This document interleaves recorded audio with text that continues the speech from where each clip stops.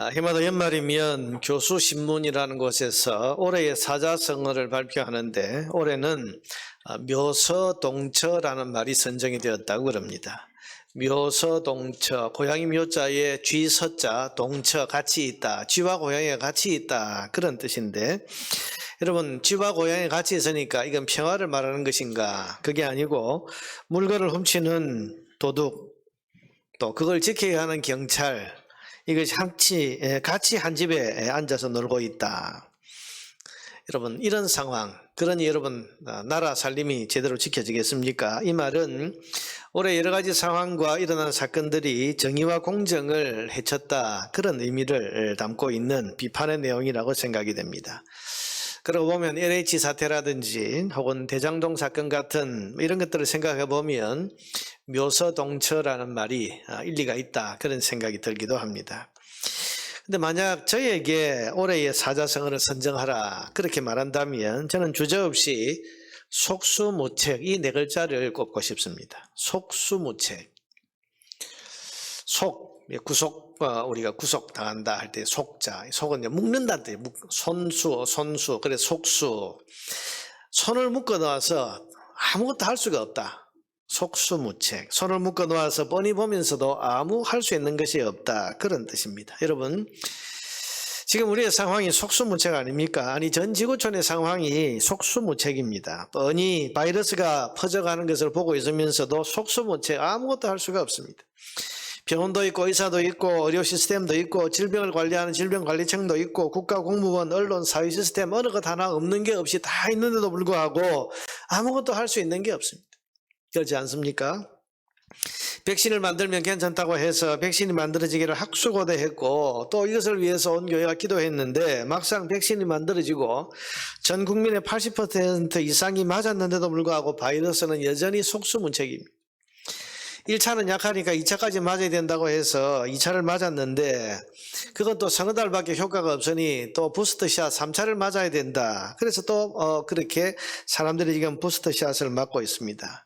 그러면서 또 하는 말이 그것도 서너 달밖에 효과가 없으니까 내년에 또 4차, 5차를 해마다 맞아야 될지도 모른다, 그런 이야기를 하고 있습니다. 그렇다면 여러분, 평생 우리가 1년에 서너 번씩 이 바이러스에 대한 백신을 계속 맞아야 된다는 이야기인데 여러분, 이걸 대책이라고 할 수 있겠습니까?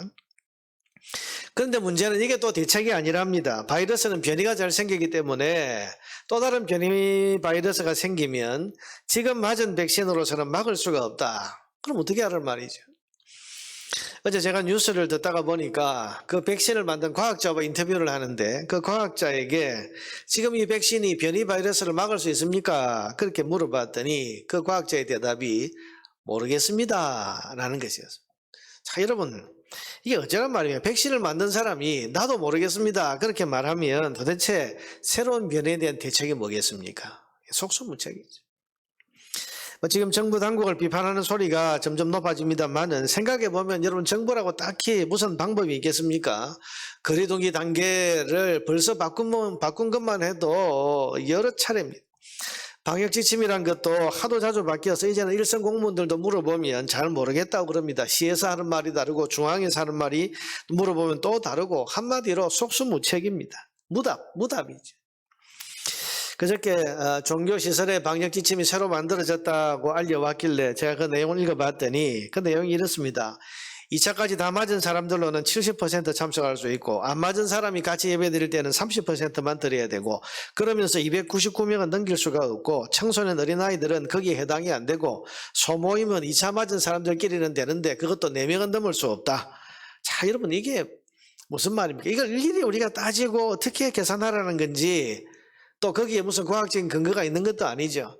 4명은 되는데 5명이 안 된다. 여기에 무슨 과학적인 근거가 있습니까? 제가 그걸 읽어보면서 한마디로 속수무책, 방법이 없구나. 그저 모이지 마라, 만나지 마라, 집에 가만히 있어라, 이것 외에는 정부도 방법이 없구나, 그런 생각이 들었습니다. 여러분, 속수무책 아닙니까? 지난 1년 동안 우리가 속수무책으로 사실은 살아온 겁니다. 그냥 어서 좋게 이 코로나 바이러스가 어떻게 좀 없어졌으면 좋겠다, 그게 뭔지는 모르지만 어떻게 해서 좀 저절로 사라져 버릴 수는 없을까? 그래서 이 코로나 바이러스가 우리는 지금 어떻게 할 수 없지만 무슨 방법으로든 시간이 지나면서 좀 없어져 줬으면 좋겠다, 이렇게 기다릴 뿐이지, 무슨 방법, 무슨 대책을 세워도 여러분 속수무책, 아무 대책이 없는 겁니다. 근데 여러분, 이런 속수무책의 상황은 지금의 이 코로나 상황에만 해당되는 것이 아닙니다. 사실은 우리 인간이 만나는 모든 재해나 재난에도 사람은 사실 속수무책입니다.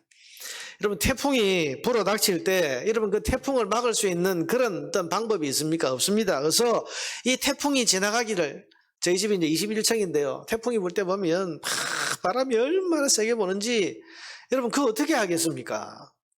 어서 이 바람이 지나가기를, 그래서 뉴스를 보고 또 일기에 뭐 그걸 보면서 이 태풍이 언제쯤 지나가나, 몇 시간 좀 있으면 지나가나, 지나가기만을 기다리고 있을 뿐이지 여러분 그걸 막을 만한 대책이 사람에게는 없는 겁니다. 큰 비가 오고 마치 하늘에 구멍이 뚫린 것처럼 폭우가 쏟아질 때도 여러분 어떻습니까? 그 비가 계속해서 요즘 뭐 여러분 기후변화에 따라서 뭐 하루에도 뭐 400mm, 500mm 이제 엄청나게 쏟아지는데, 비 피해가 뻔히 일어나는 걸 보면서도 계속 내리는 비를 보고 하늘을 그냥 탓하고 하늘도 무심하다, 그렇게만 말할 뿐이지 여러분 그 비를 막을 방법이 사람에게 있습니까? 없습니다. 강추위가 오고, 어제도 참 추웠죠. 날씨가 너무 추웠습니다. 여러분, 추운 날씨를 사람이 막을 수가 있습니까? 날씨가 추운데 이 추위, 이 강추위 빨리 좀 지나갔으면 좋겠다, 여러분 그렇게 바랄 뿐이지 추위를 막을 방법도 없고, 지금 또 서해 쪽 또 중부지방 쪽에는 큰 눈이 왔다고 그러는데, 여러분 눈이 와서 폭설의 피해가 있지만은 눈을 막을 방법이 없어요. 자연에서 일어난 재난과 재해에 대해서 여러분 사람은 사실은 속수무책이었고 지금도 여전히 속수무책입니다. 그렇지 않습니까? 그렇기 때문에 사람이 이 세상을 통제하고 사람이 뭔가를 컨트롤할 수 있다는 생각을 버려야 할 것 같습니다.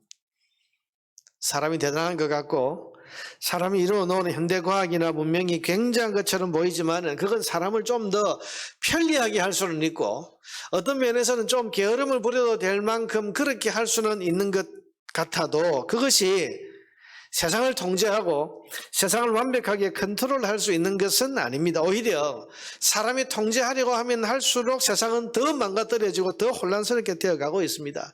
여러분, 지금 인류가 맞이하고 있는 기후변화나 생태 환경 위기는 사람이 세상을 통제하고 다스릴 수 있다고 하는 오만과 교만에서부터 비롯된 것 아닙니까? 사실은 사람이 할 수 있는 것이 별로 없습니다.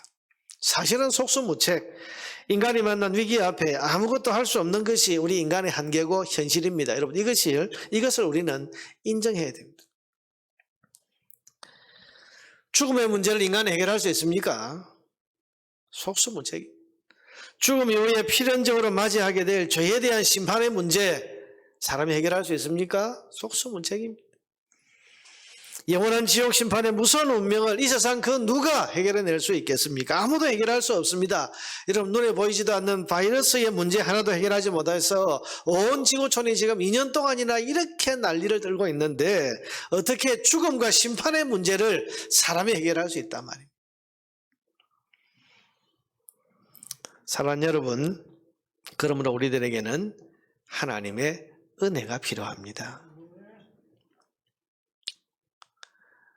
재난과 재해가 거듭되고 바이러스 질병과 같은 이런 큰 전염병이 이렇게 대책 없이 떠돌고 있는 이런 상황을 우리가 오랫동안 맞이하면서 우리는 더 깊이 생각하고 더 많이 생각하면서, 그렇구나, 우리의 삶에 대해서 우리는 속수무책이구나, 그래서 하나님의 은혜가 우리에겐 필요하구나, 여러분, 이 깨달음이 우리에게 일어나야 되지 않겠습니까?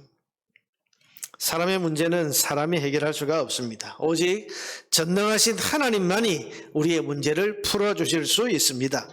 사람은 속수무책, 방법도 능력도 없습니다. 죽음과 심판과 영원한 지옥 심판의 문제, 이건 말할 것도 없고, 우리가 이 땅을 살면서 부딪히는 수많은 사건과 문제와 아픔을 우리 스스로가 통제하고 다스리고 해결할 수 없습니다. 어느 정도 완화시킬 수는 있고, 어느 정도 임시방편으로 좀 막아볼 수는 있지만 근본적으로 치유하고 완벽하게 해결할 수는 없는 것입니다. 오직 우리의 아픔과 문제와 고통을 다스리시고 치유하시고 풀어주실 분은 우리를 사랑하시는 하나님 한 분밖에 없습니다. 이 하나님이 주시는 은혜의 선물이 바로 구원이라고 하는 것입니다. 우리가 하나님의 구원을 바라고 사모하는데 구원이라는 것이 뭡니까? 하나님이 주시는 은혜의 선물, 우리 인생에 만난 수많은 문제들 앞에서 속수무책으로 우리가 그저 떨고만 서 있을 때에 하나님께서 친히 우리에게 은혜의 선물을 베풀어 주시는 것이 바로 구원입니다. 그리고 이 구원을 가져다 주시는 분이 바로 예수 그리스도이신 것입니다. 우리가 왜 성탄절을 이렇게 기뻐하고 이렇게 축하합니까? 온 인류가 왜 이렇게 그리스도의 탄생을 기뻐하는 것입니까? 그것은 이날에 태어나신 그리스도 예수 그리스도께서 우리에게 구원을 가져다 주시는 분이시기 때문입니다. 사람이 해결할 수 없고 사람의 능력으로 막을 수 없는 인류 공통의 문제, 곧 죽음과 심판과 영원한 지옥 심판의 문제를 예수 그리스도께서는 풀어주십니다. 뿐만 아니라 사람의 능력으로 안 되는 수많은 삶의 문제들을 예수 그리스도께서는 능히 풀어주시고 다스리시고 해결해 주십니다. 그래서 이 예수 그리스도를 믿는 모든 자들에게 그리스도는 생명과 자유와 평화를 가져다 주시는 것입니다. 마태복음 11장 28절에 보면 수고하고 무거운 짐진 자들아 다 내게로 오라.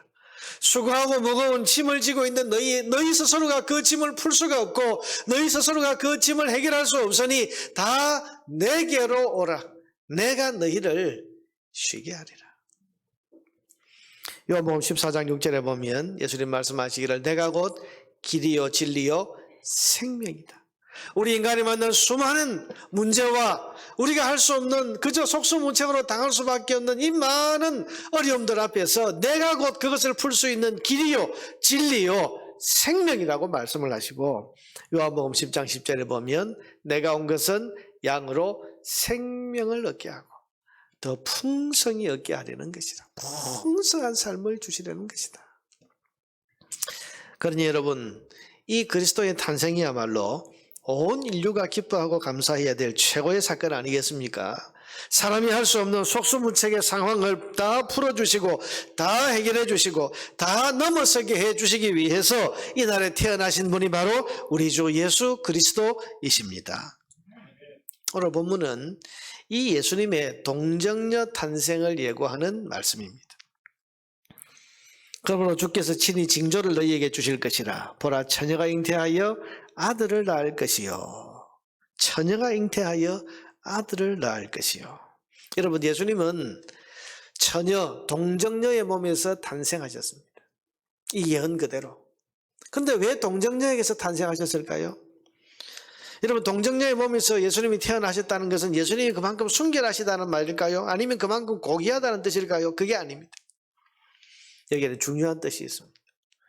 이것은 첫째로 예수님이 동정녀에게서 태어나셨다. 이것은 이 태어나신 아기는 하나님이시라는 뜻입니다.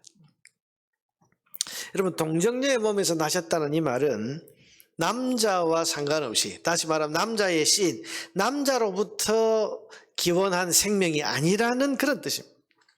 생명이 남자 아버지에게서 난 것이 아니라면 그 생명의 기원, 그 생명은 어디서부터 온 생명입니까? 그것은 바로 성령으로 잉태된 것. 다시 말하면 하나님의 생명으로부터 기원했다는 뜻입니다. 그래서 여러분 성령으로 잉태되었다 혹은 또 동정녀의 몸에서 태어나셨다, 이것은 이 태어난 아기가 생명의 기원이 하나님이신, 그래서 이 아기는 하나님이 이 땅에 오신 것이라는 뜻을 여기에 담고 있는 것입니다. 마태복음 1장 18절에서 20절에 보면 예수 그리스도의 나심은 이러하니라. 그의 어머니 마리아가 요셉과 약혼하고 동거하기 전에 성령으로 잉태된 것이 나타났더니. 여러분 성령으로 잉태되었다. 이것은 남자와 관계없이 하나님이 기원된 생명, 하나님으로부터 기원하는 생명이 마리아의 몸 안에 잉태가 되었다는 말입니다. 그의 남편 요셉은 어려운 사람이라 그를 드러내지 아니하고, 이게 도대체 무슨 일인지 모르는 거죠. 그래서 가만히 끊고자 했다. 파혼을 하려고 했는데 이 일을 생각하고 있을 때에 주의 사자가 현몽하여 꿈에 나타나서 이르되 다윗의 자손 요셉아, 내 아내 마리아 데려오기를 무서워하지 말라. 그에게 잉태된 자는 성령으로 된 것이라. 하나님이시라 그 말이.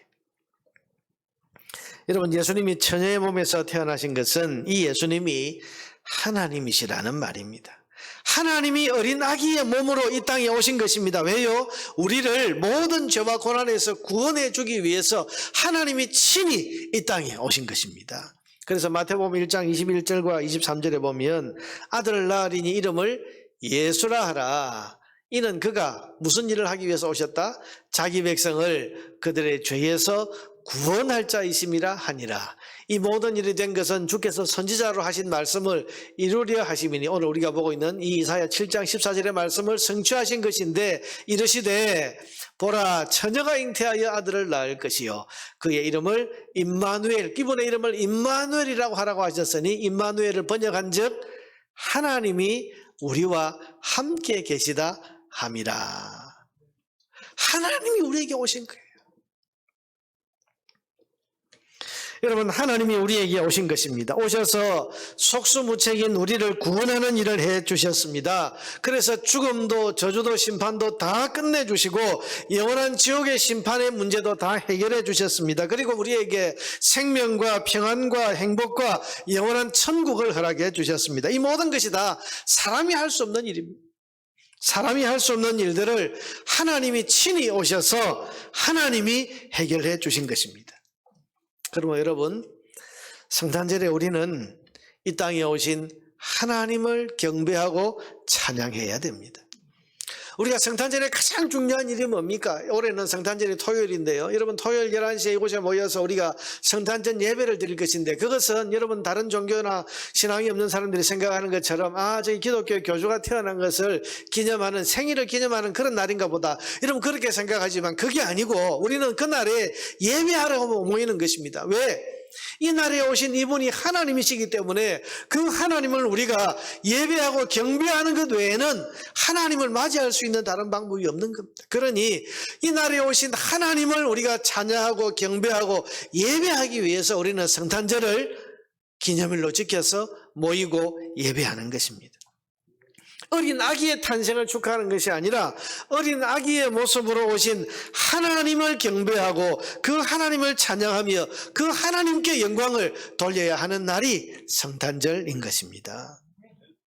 이 성탄절의 의미를 여러분 잘 깨달아서 성탄절에 다른 어떤 것보다도 하나님을 예배하는, 이 땅에 오신 하나님, 어린 아기의 몸으로 오신 하나님을 찬양하고 경배하고 예배하는 일에 온 마음과 온 삶을 집중할 수 있는 저와 여러분 되기를 바랍니다.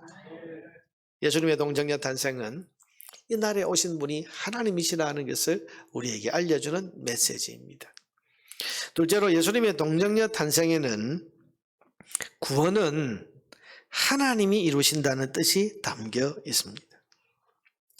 자, 여러분, 오늘 읽은 이 이사야 7장의 본문은요, 7장 1절을 가보셔야 오늘 본문의 배경을 알 수 있습니다. 여러분, 원래 이 예언은 예수님의 동정녀 탄생을 1차적으로 예언한 것이 아니고 이 7장 1절부터 나오는 아하스 왕에게 하나님이 주신 말씀인데요, 7장 1절에 보니까 이 상황이 어떤 상황입니까? 우시아의 손자 요담의 아들인 유다의 아하스 왕 때에, 유다 왕 아하스 때입니다.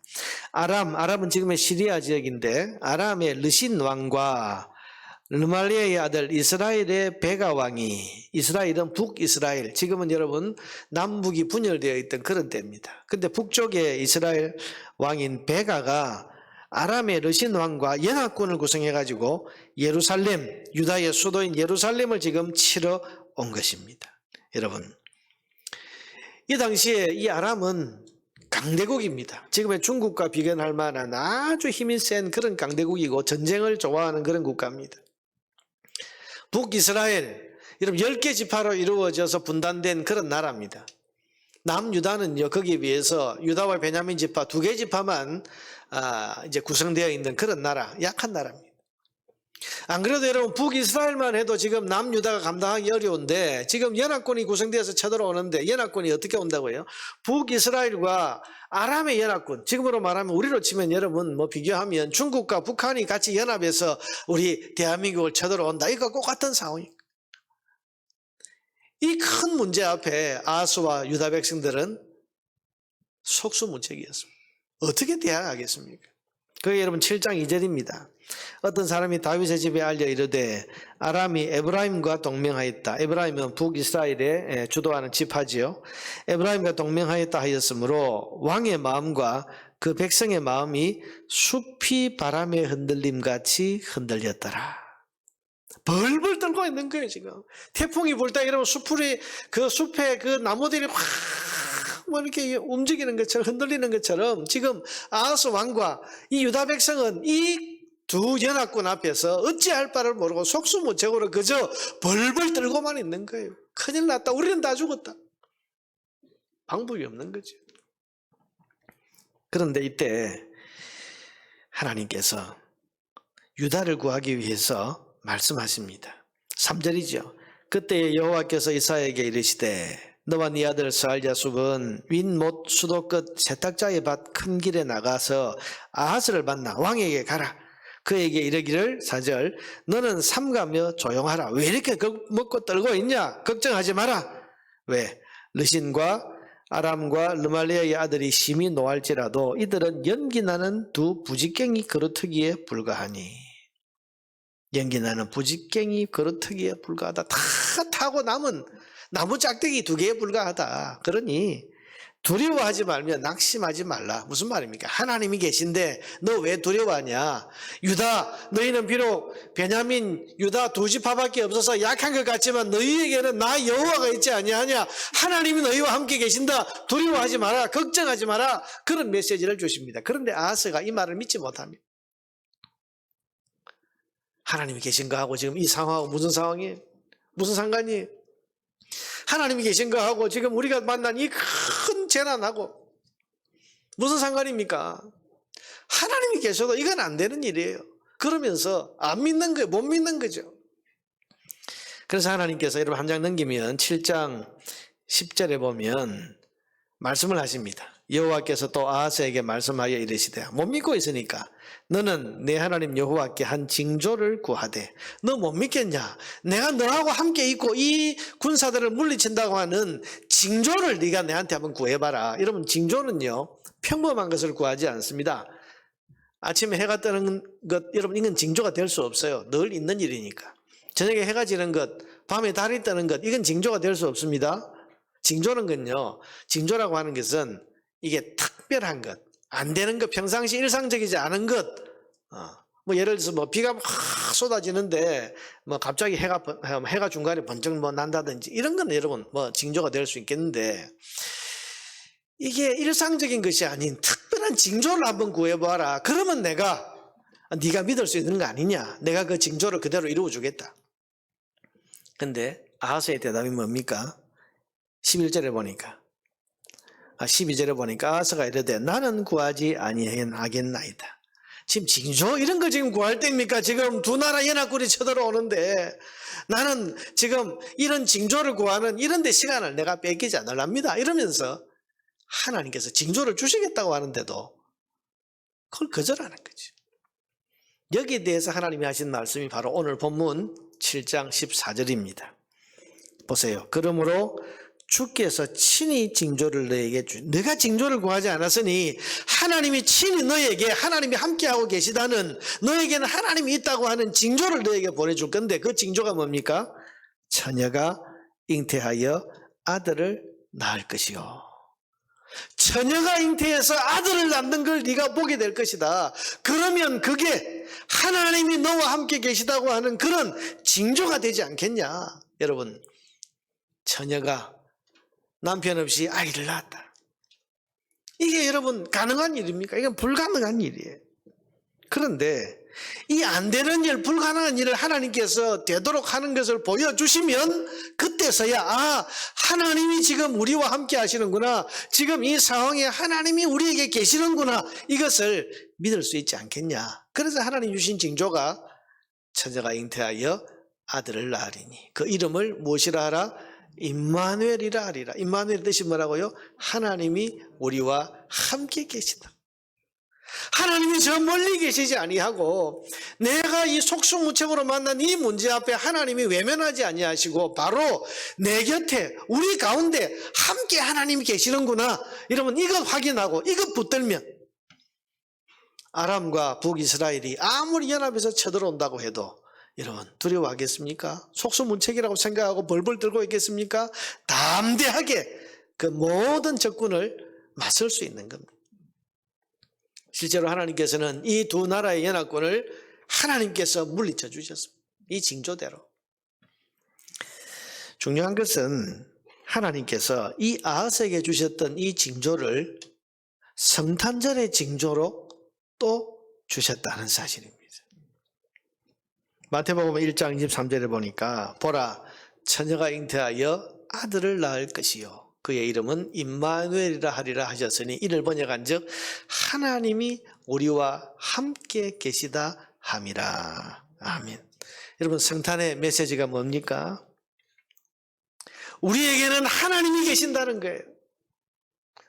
수많은 삶의 문제, 우리가 해결할 수 없어서 속수무책으로 그저 벌벌 떨고만 서 있는 이 많은 문제들 앞에 우리는 아무것도 할 수 없지만 그러나 우리에게는 하나님이 계신다. 우리를 사랑하시는 하나님이 우리에게는 계신다는 것을 보여주신 것이 처녀가 잉태해서 이 땅에 태어나신 예수 그리스도이신 것입니다. 사랑하는 여러분, 아무리 어려워도 분명히 기억하십시오. 우리에게는 하나님이 계십니다. 내가 아무것도 할 수 없는 상황 속에서도 하나님은 여전히 우리와 함께하고 계십니다. 성탄의 주님은 하나님이시라고 했습니다. 그리고 이 성탄의 주님은 우리와 여러분과 함께하고 계시는 것입니다. 하나님이 함께하시면 불가능이 없습니다.